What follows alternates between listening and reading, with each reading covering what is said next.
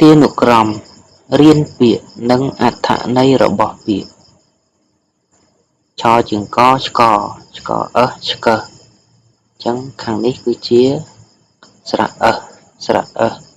ឆជើងកឆ្កដាក់ស្រៈអឹសឆ្កឹះឆ្កឹះថ្នាក់ពាក្យជាកិរិយាសព្ទ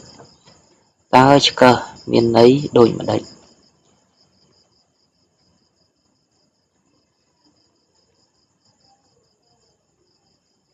ឆ្កឹះថ្នាក់ពាក្យជាកិរិយាសព្ទមានន័យថាកេះកាយទាត់ចេញដោយម្រាមដៃឬដោយកំណាត់ឈើឫស្សីជាដើម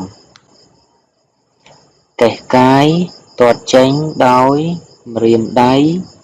ឬដោយកំណាត់ឈើឫស្សីជាដើមឧទាហរណ៍ឆ្កឹះដង្កូវចេញឆ្កឹះដង្កូវចេញ